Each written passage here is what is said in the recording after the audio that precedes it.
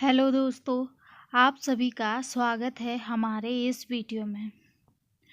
आप सभी से मैं सिर्फ यही विनती कर रही हूँ, अगर आप भी जाना चाहते हैं कुबेरेश्वर धाम, तो पहले ये मेरी वीडियो देख लीजिएगा, वरना आप बोलेंगे कि मुझे तो पता ही नहीं चला, मैं तो पछता रही हूँ इधर आके। जी हाँ दोस्तों, आज मैं आपके साथ वो बातें शेयर करूँगी जो मेरे साथ हुई थी। तो सबसे पहले मैं आपको बता दूँ कि मैं यहाँ गई थी और यहाँ भोले बाबा ने मेरी परीक्षा ली, या फिर मेरी कुछ गलती थी मुझे नहीं मालूम, लेकिन मेरे साथ जो हादसा हुआ वो मैं आज बताने वाली हूँ। महादेव सुनते हैं और मनोकामना पूरी करते हैं, सबको पता है, मुझे भी पता है और मुझे विश्वास भी है। लेकिन मेरे साथ जो घटना हुई वो बेहद बेहद बहुत ज़्यादा दुखद थी। क्या हुआ था, मेरी लापरवाही थी या मेरा जो पूजा करने का तरीका था शायद महादेव को सही नहीं लगा, इसीलिए ऐसा कुछ हुआ। लेकिन मैं आपको बता दूं कि विश्वास तुम्हारे पास है अगर महादेव के प्रति, तो आपका बाल बांका नहीं होगा। आपको क्या करना है, अगर आप कुबेरेश्वर धाम जाना चाहते हैं तो इस वीडियो को देख लीजिएगा, बाद में मत बोलिएगा कि मुझे पता नहीं था। श्री शिवाय नमस्तुभ्यम, हर हर महादेव। दोस्तों, ये है दरवाज़ा। पीछे वाले दरवाजे से मैंने एंट्री की थी और हम सभी लोग अपने परिवार के साथ कुबेरेश्वर धाम गए, खुशी खुशी गए। और ये बात मैं आपके साथ इसलिए शेयर कर रही हूँ क्योंकि कुबेरेश्वर धाम हर एक वो महादेव का भक्त जाना चाहता है जिसके अंदर श्रद्धा भाव और मनोकामना पूर्ति के लिए एक मन में लालसा रहती है कि वहाँ जाएंगे, कंकर शंकर की पूजा करेंगे और हमारी भी जो भी विपदा है, जो भी कष्ट है वो टल जाएंगे। जी हाँ दोस्तों, इसमें कोई दोहराए नहीं है कि महादेव नहीं सुनते हैं, बिल्कुल सुनते हैं और आपकी मनोकामना भी पूरी करते हैं। लेकिन एक लापरवाही किसी की भी जान ले सकती है। तो आप दिल थाम कर बैठिए और पूरी बात मेरी ध्यान से सुनिए। हम लोग पूरे परिवार के साथ गए थे कुबेरेश्वर धाम और हमने बस ये प्रण किया था कि हम कुछ भी दाना ग्रहण नहीं करेंगे, यानी कि अन्न नहीं खाएंगे। पहले दर्शन करेंगे, दर्शन करने के बाद हम खाना खाएंगे। तो यहाँ पर पहुँचते पहुँचते मुझे 7 से 8 या 9 बज गए थे। 9 बजने के बाद 9 से 12 बजे तक, क्योंकि कुबेरेश्वर धाम में थोड़ी सी लाइन लगी थी, 1.5 घंटा हमको लग गया। सीहोर का जो पावन पुण्य रुद्राक्ष है उसको प्राप्त करने में 1.5 घंटे लाइन में लगने के बाद हमें रुद्राक्ष प्राप्त हुआ। उसके बाद हमने आधा पौन घंटे में पूजा की, आरती की, 12 साढ़े 12 बज गए। इस बीच मैं आपको बता दूं कि मेरी एक बुजुर्ग नानी थी, वो भी मेरे साथ थी।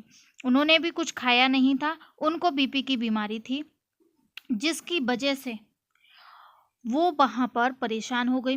धूप बहुत तेज थी, धूप और कुछ पेट में अन्न नहीं था, जिसकी वजह से उनकी तबीयत बिगड़ गई। धीरे धीरे तबीयत बिगड़ती रही और हमको पता नहीं चला। उनको ऐसा कमजोरी महसूस हो रही थी, लेकिन वो कुछ बोल नहीं रही थी। जब हमें वहाँ पर माता अन्नपूर्णा की रसोई में कुछ दाने खाने को मिले, मतलब जो उस दिन हमें हमारे भाग्य में खिचड़ी थी, तो वहाँ पर बहुत ही स्वादिष्ट खिचड़ी मिली, जिसको हमने थोड़ा थोड़ा प्रसाद स्वरूप ग्रहण किया। हालांकि सुबह से कुछ खाया नहीं था तो पेट भर के नहीं खाया, थोड़ा थोड़ा ही हमने ग्रहण किया और नानी ने वो खिचड़ी ग्रहण की। उसके बाद धूप से निकलकर हम लोग जैसे मुख्य दरवाजे से बाहर निकले, धूप इतनी तेजी से थी, 12:30 बजे 1 बजे के टाइम धूप अपनी चरम सीमा पर थी और वही धूप उनको बैठ गई। और धीरे धीरे वो जो मुख्य दरवाजे के सामने, मुख्य द्वार के सामने दुकान है, वहाँ पर मेरा सामान था, सामान बहुत ज़्यादा था। आपसे ये विनती करना चाहूँगी कि अगर आप कुबेरेश्वर धाम आ रहे हैं तो सिर्फ और सिर्फ एक एक दुपट्टा या एक अंगोछा और पानी की बोतल लेकर आइए, बाकी कुछ भी लेकर मत आइए। आपको कोई ज़रूरत नहीं है कुछ भी सामान लाने की। दुकान पर सामान रखा था, जिसकी वजह से उन नानी को वहाँ उस दुकान पर बिठा दिया। बिठाने के बाद सिर्फ 5 से 10 मिनट हुए और उनकी पूरी दाँती पिस गई, आंखें बंद हो गईं, बेहोश हो गईं, उनको कुछ भी होश नहीं था और हम लोग रोने लगे। रोते रोते हमें एक ख्याल आया कि हम जिसके द्वार पर बैठे हैं वो तो सबकी बिगड़ी बनाते हैं, तो हम क्यों रो रहे हैं।